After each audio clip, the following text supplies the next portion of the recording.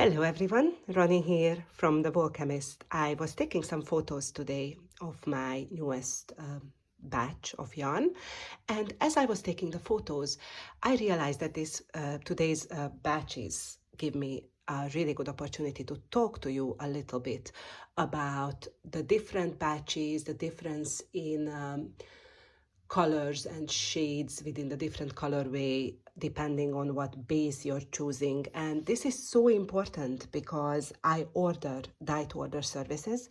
You can choose colorways from a existing photo album of my previous dyes, and although 99% of the time my lovely customers be more than happy with the results of the dye process when they pre-order the colorway, there's been a time where it caused me quite a lot of heartache, massive self-confidence breakdown, communicating with the customer. And I think that it was completely not their fault. It was just not being educated enough and not knowing what hand dyeing is all about and why there will be differences between batches, differences between yarn bases, and what they're going to look like using the same exact dyes.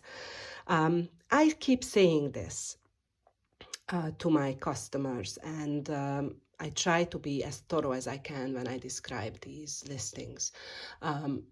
Somebody just recently asked me, so can you do this color exactly like this? And I say to this question, no, I can't, because I am an artist and I do individual batches, and I let my soul and heart lead the way I dye. Even though I use my recipes, even though I'm going to use the same dye in the same amounts, everything can change from the exact temperature of the water to what exact skeins are in the pan, how many of them are in the pan. I'm trying to use the same amount of yarn in the pans for the same recipe, but even just the question between double knit or fingering, non-superwash or superwash will influence the outcome. So today I would like to show you a few skeins, and I would like to explain to you why it's so important that you keep in mind when you order that your batch, that your yarn is not going to be exactly the same. My best example here is my colorway Super Bloom. Now, so this Super Bloom skein, the big one, is a basic sock yarn. It's got 25% nylon and a 27 micron merino, and it takes up the dye pretty well, but I had 4 of these in the pan, so obviously there's gonna be parts where there's not that much dye, the color is not that deep, and it gives it a really nice variegated look. Now the same exact colorway came out so different on this also basic sock double knit. It was probably in with some other types of bases, and it just turned out quite a bit darker, also because double knit has half the meterage of fingering, so it's actually less yarn. The yarn itself might be thicker, but meterage wise it's much less, so the individual strands get much more dye on them. So dyeing 4 skeins of double knit can give a very, very different result than 4 skeins of fingering. And I try to, modify the recipe and add more dye, but it's still gonna make a difference, right? So the next one I wanna show you is a few of the mini skeins that I dyed. And look at the difference in brightness and the color variations. I used the same exact dyes, guys, same method, but because these are fingering weight and smaller skeins, and I happen to put these in, and now you're not gonna believe this, with non-superwash merino. So the non-superwash wool takes up the dye much, much slower. So what you're gonna notice is that the dye just sits on the yarn and it doesn't get absorbed for a long, long time. So when I put 2 of these in the pan with 4 of these babies, what happened is that the mini ones took most of the dye.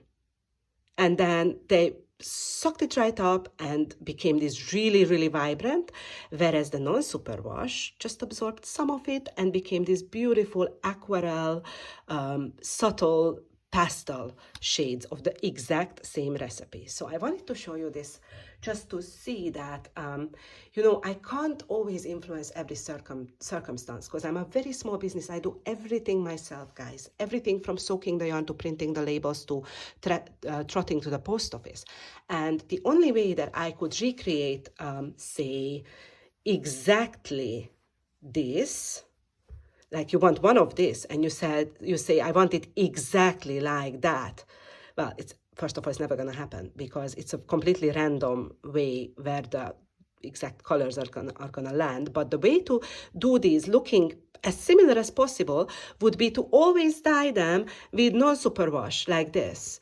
And that's just not possible for a small business like me. I mean, big ones, big dyers can do it, that when they dye this a certain colorway, they always put the same bases in the pan and the same amounts. But I just don't have that kind of capital to be able to stock so much yarn that I can always dye them in the same version. So I'm gonna have to go with my orders, and if I happen to have non-superwash and superwash, I can put them together. Sometimes I can't. If I have only 3 on order, I'm trying to modify the recipe. Sometimes I put in an extra, put it in my Etsy shop. Sometimes I don't have another one because I just ran out of that certain base. So just please understand that this is the way that my tiny little business works. And this is the variation you're gonna get on different bases, in different batches, non-superwash, superwash, double knit, fingering, mini skeins, big skein. It's a difference, and they're still all absolutely beautiful. So please just bear with me. And you know what? If that's not something that you can accept, that's totally fine. But then maybe dyeing from a tiny little indie dyer like myself is just not the way forward for you, because then you're not gonna be happy, and I'm just gonna be frustrated, and I'm gonna be sad because I couldn't make you happy. So yeah, this has happened once, that I had this order for a colorway, and my customer actually looked at a photo of a silk base and wanted the same on merino. Now silk is just like superwash. It takes up the dye much slower, sorry, like non-superwash, takes up the dye much slower than merino. So what happened is, I dyed it and it was darker, so obviously they weren't happy. And I tried so many times, like I tried 3 different batches. By the time they said, okay, you know what, it's fine, but I don't think they were actually all that happy. So I'm really still sad about that. So I want to show you an example. So this colorway is dyed on merino, and here the same colorway is dyed on silk. Now this one is not such a huge difference, but if I were to open up the skein, you'd be able to tell that quite simply, the darks, it's not the best light now because it's too sunny, but the darks are just not that dark. And there's not such big contrasts because the dye just runs away. So for example, on this one, you can barely see really light patches like this.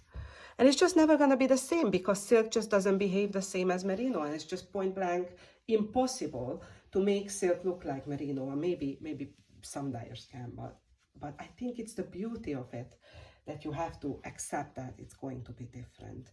And I can't stress this enough. You can always refuse to pay for your order, or get a refund for your order if you don't like it. But just to save everybody a little bit of heartache, educate yourself, expect a difference. Obviously, when you order this colorway, I'm not gonna send you a green skein, but if you wanted this and it's a bit darker because this is merino and that was silk, and you wanted merino, it's gonna be a bit darker, then I don't think that is the dyer's fault. It's just the nature of the yarn. So it's just something that you should probably expect and accept. Also here, so look at that, like that's like mohair on the same colorway, looks pretty different as well. So it's just the name of the game, right? So one more thing that I'm gonna also show you here is how different some bases can look as well. So I've got this beautiful moorlands, and this is a silk, merino silk, very, very shiny fingering with subtler color changes because, again, it took up the dye slower. This is a merino nylon high twist, pearly, and look at the spots. They just completely pop. You know, I can put spots on silk, but what's going to happen is this. They just run off and they create little stripes.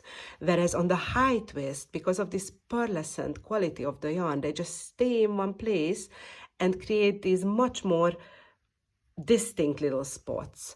And then this is merino, which is somewhere in between. So this one is merino nylon, but not high twist, just a traditional. Looks very similar, but there is a little bit of difference between them. So yeah, this is just another example, and it's just also a very nice example of how different they look. Now you can see it in the sunshine that the merino nylon is a little bit plainer, the silk is shiny, it shimmers, and the high twist has a little shine because of the tight twists in the yarn. It's got this pearlescent quality. So you know, you can choose your base and choose it based on your project. For example, if you're going to do ferile, maybe don't go for this, because with ferile projects, you want your yarn to be a bit puffy and you want to fill in the gaps between the colors so that you can't see the color changes and it just kind of melts in together. High twist won't do that for you, so for ferile, I would not recommend it. It would be absolutely beautiful for a lace shawl because it just keeps those yarn over holes and little gaps so beautifully open. So yeah, I would definitely need something lacy with a high twist skein. Also, same goes with the silk. It's just holds its shape also beautifully as well.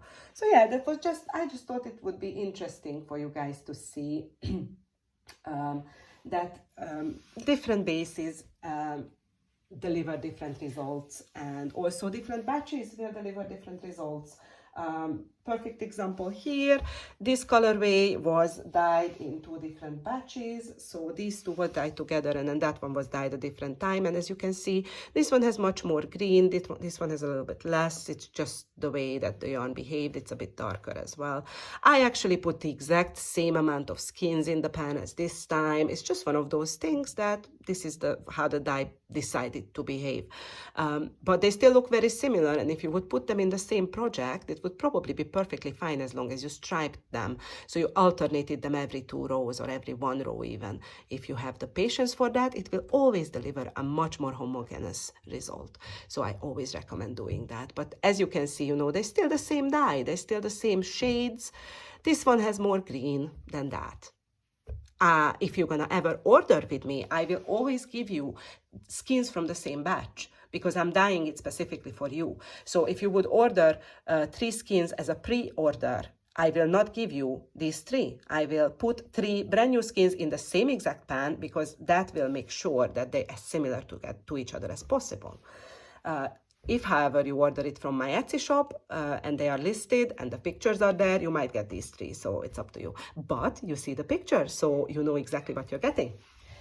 Right, I think that's all I really wanted to say. I hope that this was informative and I hope this helped.